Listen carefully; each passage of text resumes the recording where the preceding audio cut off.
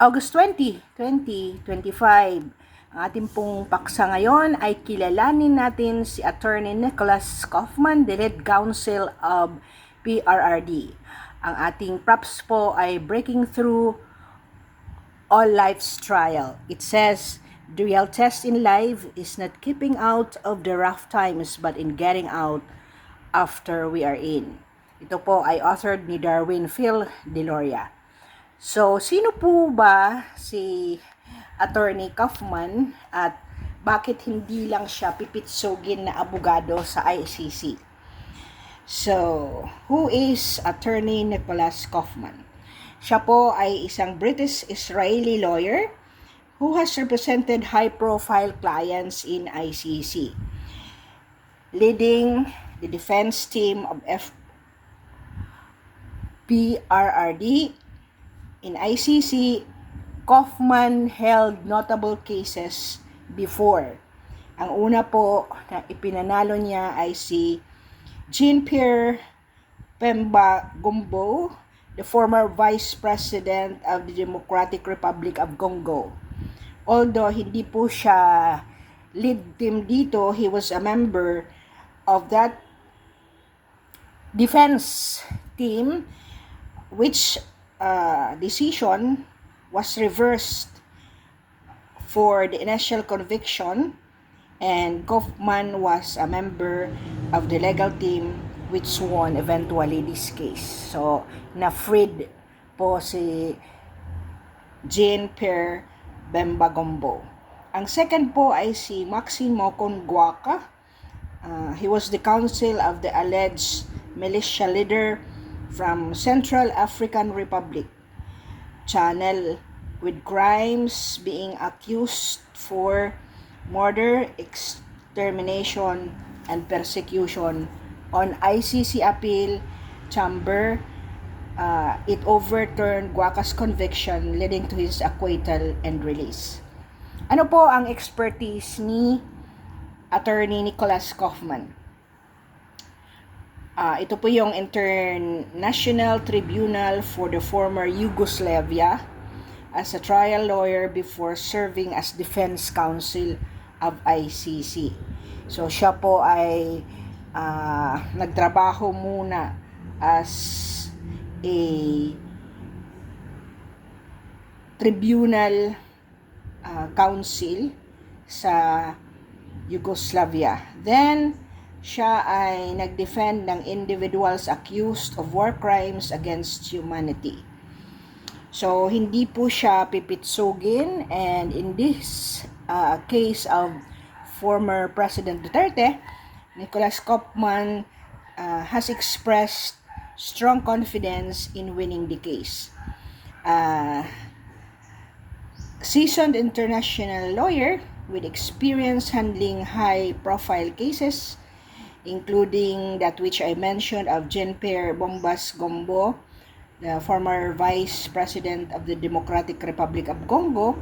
His focus is on the alleged denial of Duterte's rights in the Philippines under Article 59 of the Rome Statute pertaining to the arrest proceedings na hindi po natin daw sinunod.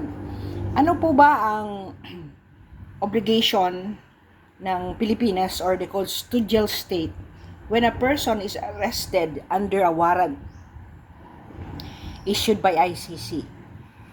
Ang una, step 1 is to inform the person arrested of the grounds for arrest and the rights. Hindi po allegedly ito ibinigay. If you remember, then President Duterte was asking that BP Sara as his choice counsel should be allowed entry to where he was detained first. Second, competent authority in the custodial state, meaning ang ating korte po, must determine whether the warrant applies to President Duterte.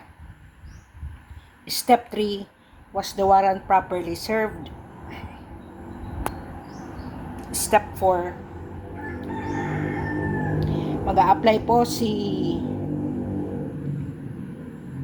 supposedly President Duterte before our court to challenge the warrant.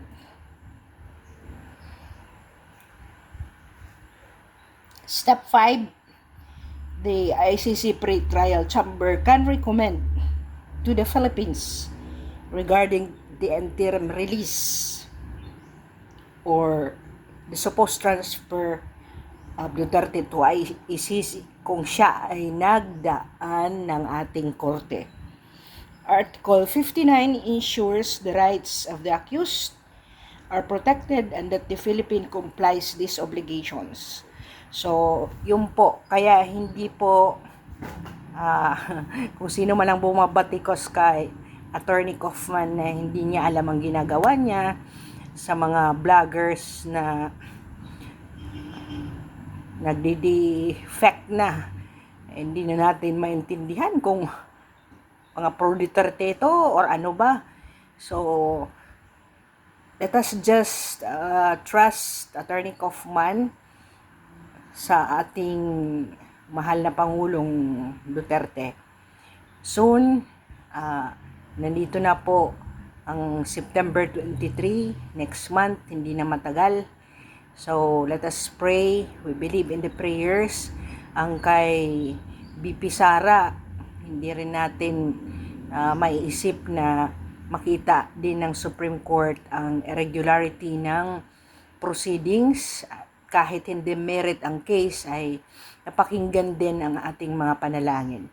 We also pray that justice will be served in ICC. And for this, thank you for listening and continually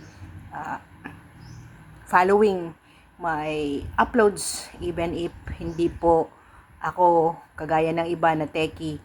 So, this is one of my advocacies. Hindi po ako tumitira, kundi nagre-recommend lang tayo according to law, and then in-research po natin ang facts and evidences.